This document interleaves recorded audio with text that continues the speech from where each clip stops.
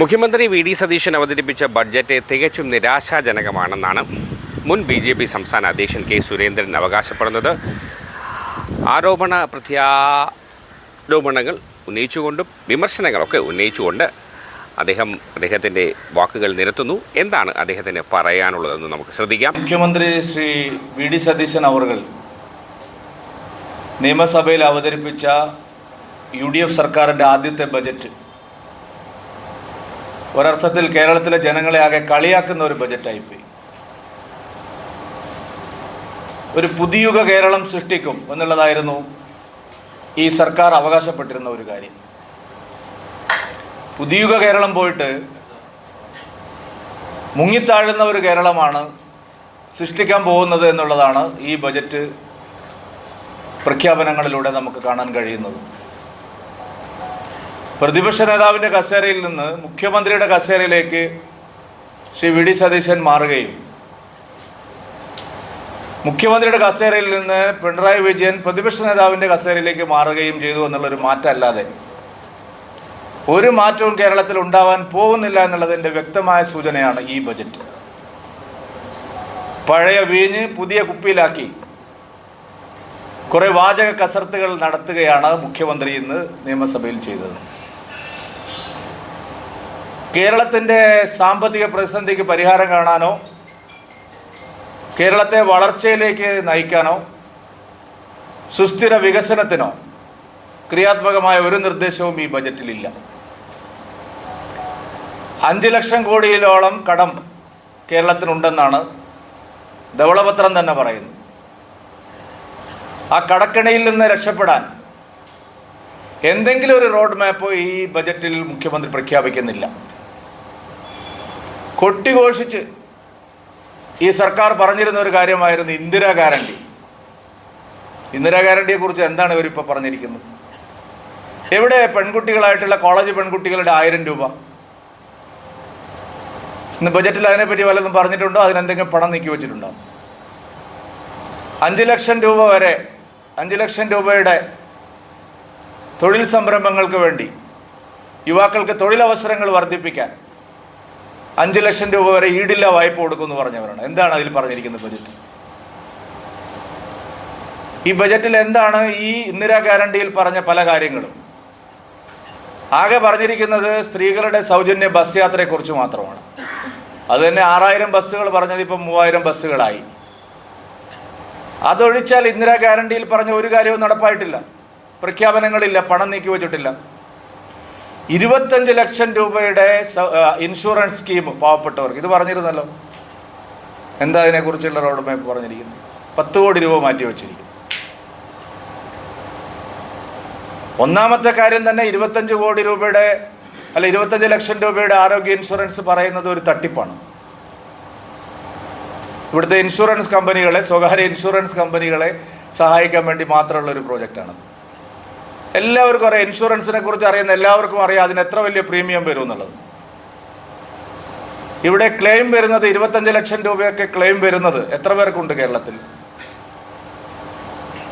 ഇവിടെ വയോവന്ദൻ യോജനയുണ്ട്. പ്രധാനമന്ത്രിയുടെ PM ആയുഷ്മാൻ യോജനയുടെ ഭാഗമായിട്ടുള്ള വയോവന്ദൻ യോജന 10 ലക്ഷം രൂപ വരെ 70 വയസ്സ് കഴിഞ്ഞ എല്ലാവർക്കും സൗജന്യമായിട്ട് കിട്ടുന്നതാണ്. വളരെ ചുരുങ്ങിയ പ്രീമിയം ഉള്ളൂ. കേരള ഗവൺമെൻറ്, പിണറായി വിജയൻ്റെ ഗവൺമെൻറ് ആ കരാറിൽ ഒപ്പിട്ടിട്ടില്ല. ലക്ഷക്കണക്കിന് ആളുകൾക്ക് ചികിത്സാ സഹായം കിട്ടുന്ന വയോവന്ദൻ യോജനയിൽ ഒപ്പിടുകയായിരുന്നു ഈ സർക്കാർ ആദ്യം ചെയ്യേണ്ടത്. അപ്പോൾ കാശില്ല, മുടക്കില്ലാതെ, സർക്കാരിന് വലിയ പണം നീക്കി വയ്ക്കാതെ ലക്ഷക്കണക്കിന് ആളുകൾക്ക് അതിന് പ്രയോജനം കിട്ടുമായിരുന്നു. PM ആവാസ് യോജന PM ആയുഷ്മാൻ യോജന 60-70 വയസ്സിൽ താഴെയുള്ളവർക്ക് എല്ലാവർക്കും കിട്ടുന്നത്, അത് കേരളത്തിൽ ഫലപ്രദമായി നടപ്പാക്കുന്നില്ല. ഇതിപ്പോൾ 25 ലക്ഷം രൂപയ്ക്ക് എത്ര പ്രീമിയം അടയ്ക്കേണ്ടി വരും? എന്തെങ്കിലും ഒരു പ്ലാൻ സർക്കാരിനുണ്ടോ? അത്രയും പ്രീമിയം ആരടയ്ക്കും? അങ്ങനെ അടയ്ക്കുന്നത് കൊണ്ട് എത്ര ഗുണഭോക്താക്കൾക്ക് 25 ലക്ഷം രൂപയുടെ ചികിത്സാ സഹായം കിട്ടും? ഇത് മറ്റു പല സംസ്ഥാനങ്ങളിലും കോൺഗ്രസ് ഗവൺമെൻറ്റുകൾ പരീക്ഷിച്ചതാണ്. അത് സ്വകാര്യ ഇൻഷുറൻസ് കമ്പനികളെ സഹായിക്കാൻ വേണ്ടി മാത്രമുള്ളത്. കേരളത്തിലെ സാധാരണക്കാരായിട്ടുള്ള ജനങ്ങളുടെ പ്രശ്നങ്ങൾ പരിഹരിക്കാൻ ഈ ബജറ്റിൽ എന്താണുള്ളത്? തൊഴിലില്ലായ്മ വിസ്ഫോടനം. ഇന്ത്യയിൽ ഏറ്റവും കൂടുതലുള്ള സ്റ്റേറ്റ് കേരളമാണ്. എങ്ങനെയാണ് ഈ സർക്കാർ അഡ്രസ്സ് ചെയ്യാൻ പോകുന്നത്? പൂക്കി മുഖ്യമന്ത്രി എന്നാണ് പറഞ്ഞത്. പെൺകുട്ടികളുടെ 1000 എവിടെ? 5 ലക്ഷം രൂപയുടെ സ്കീം എവിടെ? തൊഴിലവസരങ്ങൾ വർദ്ധിപ്പിക്കാൻ എന്താണ് ഈ സർക്കാർ മുന്നോട്ട് വയ്ക്കുന്നത്? വലിയ പ്രതിസന്ധിയാണ് കേരളത്തെ സംബന്ധിച്ച്. യുവാക്കൾക്ക് തൊഴിലില്ല. എന്താണ് കേരളത്തിലെ തൊഴിലില്ലായ്മ പരിഹരിക്കാനുള്ള ഒരു പദ്ധതി ഈ ബജറ്റിലുള്ളത്?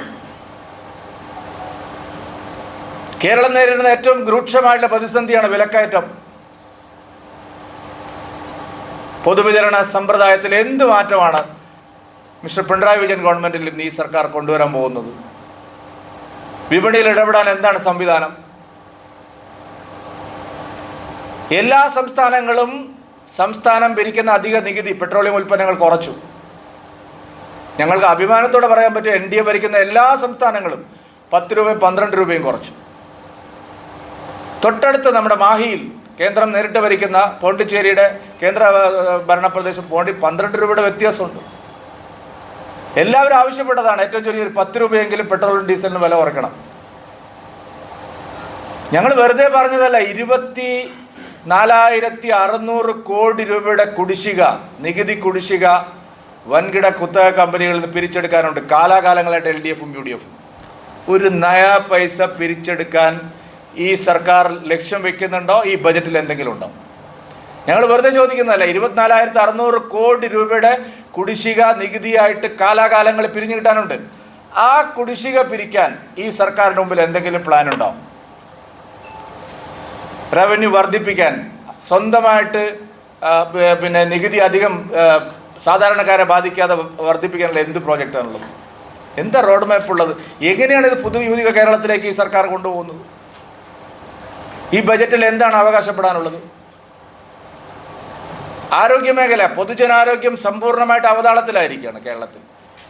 മാരകമായ പകർച്ചവ്യാധികൾ തിരിച്ചു വരികയാണ്. മലേറിയ വന്നു, എബോള റിപ്പോർട്ട് ചെയ്യപ്പെട്ടു എന്ന് പറഞ്ഞു, ഷിഗല്ല ഇന്ത്യയിൽ ഏറ്റവും കൂടുതൽ. ഇതെല്ലാം റിപ്പോർട്ട് ചെയ്യുന്ന സ്റ്റേറ്റാണ് കേരളം. മഴക്കാലം ആകുമ്പോഴേക്ക് അതിഭീകരമായ തോതിൽ പകർച്ചവ്യാധികൾ പടരുകയാണ്. എത്ര വർഷമായി ഒരു വൈറോളജി യൂണിറ്റ് കേരളത്തിൽ വേണമെന്ന് പറയാൻ തുടങ്ങിയിട്ട്? എത്ര വർഷമായി? നമ്മളിപ്പോഴും ഒരു നിപ്പ വന്നാൽ, വേറെ എന്തെങ്കിലും രോഗം വന്നാൽ പൂനെയിലെ വൈറോളജി ലാബിൽ പോണ്ടേ? എന്ത് കരുതലാണ് പുതിയുഗ കേരളത്തിലേക്ക് നയിക്കുന്ന കേരളത്തിൽ? എന്ത് കരുതലാണ് ആരോഗ്യ മേഖലയിൽ? എത്ര നീക്കിയിരിപ്പ്? വിലക്കയറ്റം തടയാൻ നടപടിയില്ല. വിപണിയിൽ ഇടപെടാൻ പദ്ധതിയില്ല. നികുതി കുടിശ്ശിക, കള്ളപ്പണക്കാരും കരിഞ്ചന്തക്കാരും തട്ടിക്കൊണ്ടുപോയ നികുതി കുടിശ്ശിക പിരിക്കാനുള്ള സംവിധാനമില്ല. റവന്യൂ എക്സ്പെൻഡിച്ചർ, ഞാൻ ചോദിക്കട്ടെ, കേരളം നേടുന്ന ഏറ്റവും വലിയ പ്രതിസന്ധി എന്താണ്? ആകെ വരുമാനത്തിൻ്റെ 3/4 75%-ലധികവും ശമ്പളവും പെൻഷനും കൊടുക്കുകയാണ്. റവന്യൂ എക്സ്പെൻഡിച്ചർ കുറയ്ക്കാൻ എന്താ ഈ സർക്കാരിന്? ഒന്നുമില്ലെങ്കിൽ ആ മന്ത്രിമാരുടെ പേഴ്സണൽ സ്റ്റാഫുമാർ വാങ്ങുന്ന പെൻഷൻ്റെ കാര്യത്തിലെങ്കിലും ഒരു തീരുമാനം ഈ സർക്കാരിന് എടുക്കാമായിരുന്നില്ലേ? നമ്മൾ ഏറ്റവും കൂടുതൽ വിമർശിച്ചല്ലേ പിണറായി വിജയൻ ഗവൺമെൻറ്റിന്? സകല ആളുകളെയും മന്ത്രിമാരുടെ പേഴ്സണൽ സ്റ്റാഫിൽ വെച്ച് 2 കൊല്ലം പൂർത്തിയാകുമ്പോൾ കാലാകാലങ്ങളിൽ വലിയ ലക്ഷക്കണക്കിന് രൂപ പെൻഷൻ വാങ്ങുന്ന അതെങ്കിലും ഒന്ന് കുറയ്ക്കാമായിരുന്നില്ലേ? ഭരണ ചെലവ് കുറയ്ക്കാൻ ഈ സർക്കാരിന് എന്താണ് അവകാശപ്പെടാനുള്ളത്? എന്താ പറഞ്ഞിരിക്കുന്നത്? കേരളത്തിൽ ജനങ്ങൾ വളരെയധികം കഷ്ടപ്പെട്ട് ചോദിച്ചൊരു ഡിമാൻഡാണ്. ഈ മഹാഭാവികളെ, പാർട്ടിക്കാരെ അവിടെ കുത്തി നിറച്ച് സർക്കാരിൻ്റെ പണം കൊണ്ടുപോകണം. ഭരണത്തിന് ചെലവ് കുറയ്ക്കാൻ എന്തെങ്കിലും ഉണ്ടോ? തദ്ദേശ സ്ഥാപനങ്ങളോടുള്ള സമീപനം എന്താണ്? കേരളത്തിൽ വികസന പ്രവർത്തനങ്ങൾ പ്രധാനമായിട്ട് നടക്കുന്നത് തദ്ദേശ ഭരണ സ്ഥാപനങ്ങൾ വഴിയാണ്. LDF ഗവൺമെൻറ്റിൽ നിന്ന് എന്ത് മാറ്റമാണ് ഈ ബജറ്റിൽ ആ കാര്യത്തെക്കുറിച്ച് പറയുന്നത്? എന്ത് പറയുമ്പോഴും ആദ്യം പറയുന്നത് തുറമുഖം. അതിൻ്റെ കാര്യം എല്ലാവർക്കും അറിയാം. തുറമുഖ ഹബ്ബാക്കെന്ന് പറഞ്ഞു. എന്താണ് ഈ വിഴിഞ്ഞുമായി ബന്ധപ്പെട്ടല്ലാതെ എന്താണ് കേരളത്തിൻ്റെ തുറമുഖ ഹബ്ബ് എങ്ങനെയാക്കുന്നത്? ബ്ലൂ എക്കോണമിയെക്കുറിച്ച് പറയുന്നത് എന്താ കാരണം? മോദി സ്കീമാണ്. 1000 കോടി രൂപ വരും. കേന്ദ്രവുമായി ബന്ധപ്പെട്ട വിഷയങ്ങളിലല്ലാതെ വേറെ ഏതെങ്കിലും ഒരു കാര്യത്തിൽ ഈ സർക്കാർ സ്വന്തമായിട്ട് നടത്തുന്നു. ലൈറ്റ് മെട്രോ പറഞ്ഞു 20 കോടി രൂപയാണ് മാറ്റി. എത്ര 25-30 കൊല്ലമായിട്ട് ഈ ലൈറ്റ് മെട്രോ പറയുന്നു. 36,000 കോടി 40,000 കോടി എന്തോ ചിലവ് പറഞ്ഞത്. 20 കോടി രൂപ മാറ്റി വെച്ചിട്ട് എന്താണ് കാര്യം? ഇൻഫ്രാസ്ട്രക്ചർ ഡെവലപ്പ് ചെയ്യാൻ, കാർഷിക മേഖലയിലെ പ്രതിസന്ധികൾക്ക് പരിഹാരം കാണാൻ എന്താ ഉള്ളത് ഈ ബജറ്റിൽ? നമ്മൾ കഴിഞ്ഞ 10 വർഷം ചർച്ച ചെയ്തതാണ് നെൽകർഷകരുടെയും നാളികേര കർഷകരുടെയും സംസ്ഥാനത്തിൻ്റെ വിഹിതത്തിൻ്റെ കാര്യത്തിൽ. കേന്ദ്രം പണം കൊടുക്കുന്നു, സ്റ്റേറ്റ് പണം കൊടുക്കുന്നില്ല. ഈ പ്രാവശ്യം നെൽകർഷകരുടെയും നാളികേര കർഷകരുടെയും നെല്ല് സംഭരണവുമായി ബന്ധപ്പെട്ട് ബജറ്റിൽ എന്താണുള്ളത്? കൃഷിക്കാരെ സഹായിക്കാൻ എന്താണ് പദ്ധതി? കേരളത്തിൽ കഴിഞ്ഞ 1 വർഷമായിട്ട് ഫസൽ ബീമാ യോജന മുടങ്ങിക്കിടക്കുകയാണ്. സ്റ്റേറ്റിൻ്റെ ഷെയർ അടയ്ക്കാത്തതുകൊണ്ട് കേന്ദ്രത്തിൻ്റെ കാശ് വന്നിരിക്കുക. എന്താ ഈ ബജറ്റിലുള്ളത്? കൃഷിക്കാരെ എങ്ങനെയാണ് ഈ സർക്കാർ നോക്കി കാണുന്നത്? അഭ്യസ്തവിദ്യരായ ചെറുപ്പക്കാരുള്ള സമീപനം എന്താണ്? ഇവിടെ PMEGP പ്രധാനമന്ത്രിയുടെ തൊഴിൽദാന പദ്ധതി 10 കോടി രൂപ വരെയുള്ള സഹായങ്ങൾ കിട്ടുന്നു. 5 ലക്ഷം രൂപ കൊടുക്കാമെന്ന് പറഞ്ഞിട്ട് ഈ സർക്കാർ മിണ്ടുന്നേയില്ല. അങ്ങനെ ആകെ നോക്കിയാൽ ഈ ബജറ്റ് വെറും വാചക കസർത്തുകൾ മാത്രമാണ്. ഒരു മാറ്റവും ഉണ്ടാക്കാൻ പോകുന്നില്ല. സംസ്ഥാനത്തിൻ്റെ സമ്പദ്ഘടനയെ രക്ഷിക്കാനുള്ള ഒരു പ്ലാനും ഇതിലില്ല. കടക്കണിയിൽ നിന്ന് മോചിതമാവാനുള്ള ഒരു റോഡ് മാപ്പുമില്ല. വികസനോന്മുഖമായിട്ടുള്ള ഒരു കാര്യവും ഈ ബജറ്റിലില്ല. കുറച്ച് പ്രഖ്യാപനങ്ങൾ അദ്ദേഹം നടത്തിയിരിക്കുന്നു. അത് അദ്ദേഹത്തിൻ്റെ ശൈലിയിൽ അദ്ദേഹം പറഞ്ഞു. ബാലഗോപാലിൻ്റെ ഒരു കാർബൺ പതിപ്പ് തന്നെയാണ് VD സതീശനും എന്നുള്ളതാണ് ഈ ബജറ്റ് കാണിക്കുന്നത്. നിരാശാജനകമാണ്. ആളുകളെ പരിഹസിക്കുന്നതിന് തുല്യമാണ്. ഒന്നിനും പണം വെച്ചിട്ടില്ല. കുറേ കാര്യങ്ങൾ പറഞ്ഞിരിക്കുന്നു. പുത്തിരി കണ്ടത് പറയുന്നത് പോലെ കുറേ കാര്യങ്ങൾ നിയമസഭയിലും പറഞ്ഞു എന്നത് ഒഴിച്ചാൽ ഈ ബജറ്റ് ഒരു പ്രതീക്ഷയും കേരളത്തിന് നൽകുന്നില്ല.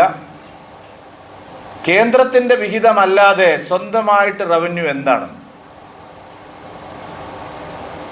കൈവയ്ക്കാൻ പോകുന്നു ചില മേഖലകളിൽ, സംശയമുണ്ട് അതിൽ. ഇപ്പോൾ കരിമണലിനെ കുറിച്ച് ഇപ്പോൾ കുറച്ച് വർത്തമാനങ്ങൾ പറഞ്ഞിട്ടുണ്ട്. അതിന് ട്രാൻസ്പെറൻസി എങ്ങനെയായിരിക്കും നമുക്ക് നോക്കാം. വലിയ ചർച്ചാ വിഷയമാണല്ലോ. തുറമുഖത്തെക്കുറിച്ച് കുറച്ച് കാര്യങ്ങൾ അദ്ദേഹം വാചാലമായിട്ട് കുറച്ച് ദിവസമായിട്ട് സംസാരിക്കുന്നുണ്ട്. അതിലൊക്കെ കുറച്ച് സംശയങ്ങളുണ്ട് ആൾക്കാർക്ക്. ഇപ്പം ഞാൻ അതിലേക്ക് പോകുന്നില്ല. പക്ഷേ ഈ ബജറ്റ് ഒരു തരത്തിലുള്ള പുരോഗമനപരമായിട്ടുള്ള ഒരു ബജറ്റാണ് എന്ന് അവകാശപ്പെടാൻ കഴിയും. പ്രതിപക്ഷത്തിൻ്റെയും എതിർകക്ഷികളുടെയും ഒക്കെ ഈ വാർത്താവിശേഷങ്ങളൊക്കെ മുഖ്യമന്ത്രി ശ്രദ്ധിക്കും എന്ന പ്രതീക്ഷയിൽ നല്ലൊരു ബഡ്ജറ്റ് ഇനിയും ഉണ്ടാകാം എന്ന പ്രതീക്ഷയോടുകൂടി മറ്റൊരു വാർത്തയുമായി നമുക്ക് വേഗം കണ്ടുമുട്ടേണ്ടതുണ്ട്. അതുവരെ എല്ലാവർക്കും നല്ലൊരു ദിവസം ആശംസിക്കുന്നു. Good luck.